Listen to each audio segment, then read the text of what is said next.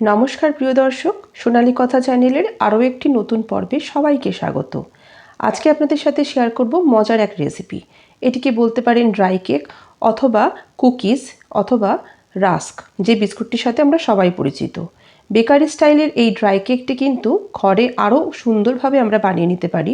উপর থেকে হয় ভীষণই খাস্তা, আর দোকানের মতন শক্ত হয় না, বেশ নরম গোছের হয়। আর এটিকে বানিয়ে নিয়ে আপনারা কিন্তু অনেক দিন অবধি ঘরে রেখে স্টোর করে খেতে পারবেন। সকালে বা বিকেলে চায়ের সাথে এটা এনজয় করতে পারবেন, ছোটোদেরকে টিফিনে দিতে পারবেন বা বাড়িতে গেস্ট এলে তাদেরকেও দিতে পারবেন। 100% নো ফেল রেসিপিটি প্রথম থেকে শেষ অবধি ফলো করুন, প্রত্যেকটা মেজারমেন্ট খেয়াল করুন, তাহলে আপনারাও এরকম পারফেক্ট ড্রাই কেক বাড়িতে বানিয়ে নিতে পারবেন। তো এটি বানানোর জন্য প্রথমে আমাদের বানাতে হবে একটা স্পঞ্জ কেক।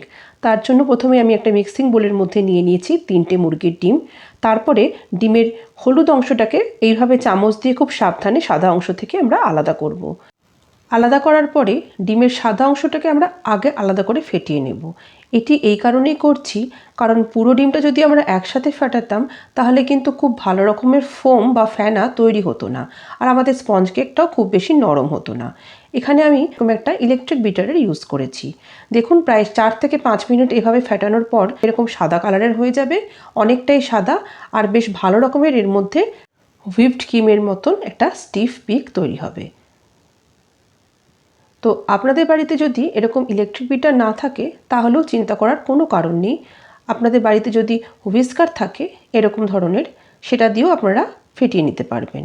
হুইস্কারটাকে যখন ইউজ করবেন এইভাবে দু হাতে ধরে, যেভাবে আমরা ডাল নাড়ার কাঁটা ইউজ করি ওইভাবে ফাটাবেন। এরপরে মিশিয়ে দেব চিনি। চিনি এখানে মিক্সিতে গুঁড়ো করে রেখেছিলাম, সেই গুঁড়ো করা চিনিটাই আমি এখানে মোট 1/2 কাপ মিশিয়ে দিচ্ছি। তারপর আরও একবার বিটার দিয়ে বিট করে নিচ্ছি।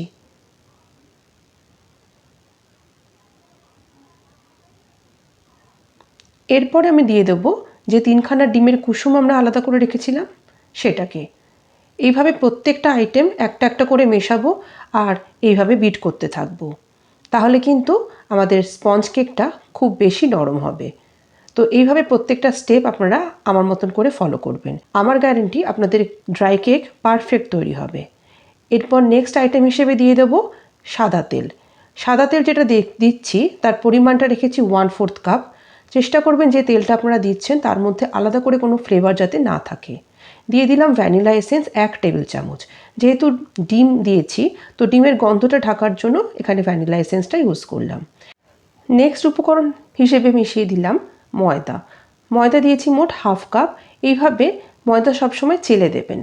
ময়দাকে যদি চেলে দেওয়া যায় তাহলে ময়দার ভিতরে যে ছোটো ছোটো দলাগুলো থাকে সেগুলো আর কেকের মধ্যে প্রবেশ করবে না, কেকটাও খুব সুন্দর তৈরি হবে। দিয়ে দিচ্ছি স্বাদ মতো নুন আর 1 চামচ বেকিং পাউডার। নুনটা এই কারণেই দিচ্ছি, তাহলে স্বাদটা মানে মিষ্টির স্বাদটা ব্যালেন্স হবে।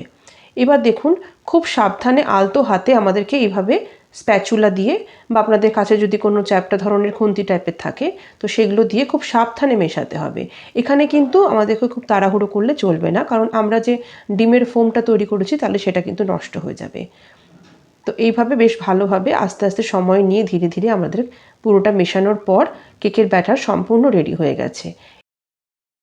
কেকটাকে বসানোর জন্য আমি এরকম একটা গোল কেক টিন ইউজ করেছি, আর তার মধ্যে সামান্য একটু সয়াবিন তেল মাখিয়ে উপর থেকে শুকনো ময়দা ছড়িয়ে দিয়েছি পাত্রটির গায়ে ভালোভাবে, যাতে করে কেকটি তলায় লেগে না যায় তৈরি হওয়ার পর। আপনারা চাইলে এখানে বাটার পেপারও ইউজ করতে পারেন।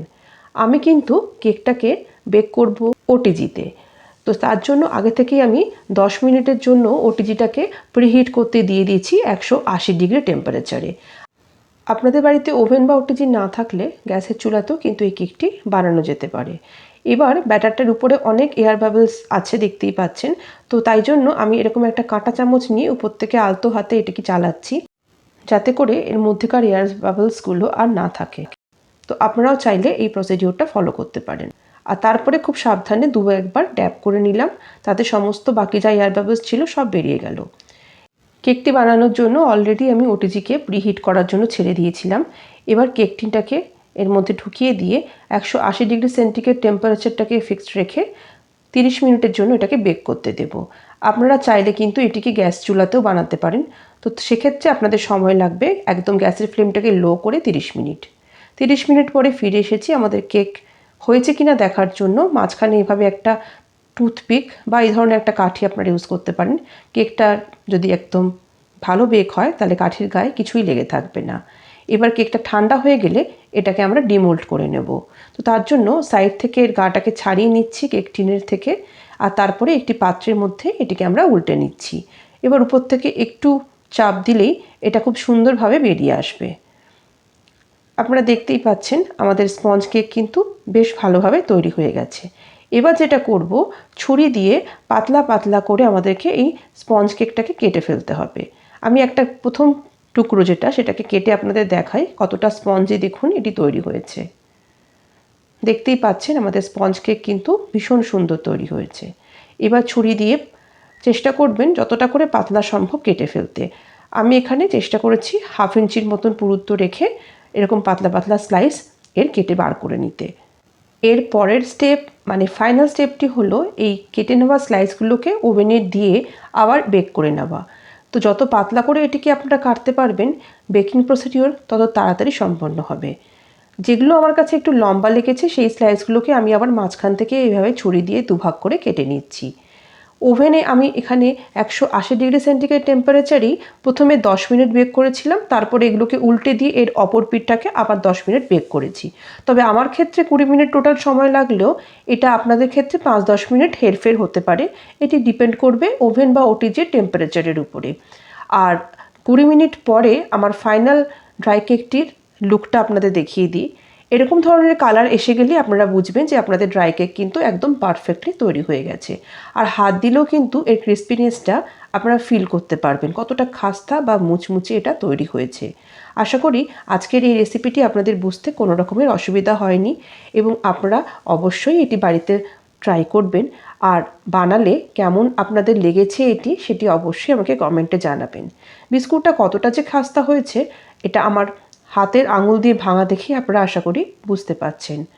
তো আজকের রেসিপিটি ভালো লাগলে এটি বন্ধুবান্ধব আত্মীয়স্বজন সবার মধ্যে শেয়ার করার অনুরোধ রাখলাম। আর চ্যানেলটিকে সাবস্ক্রাইব করে নিয়মিত এর পাশে থাকবেন। সবাই ভালো থাকুন, সুস্থ থাকুন। নমস্কার।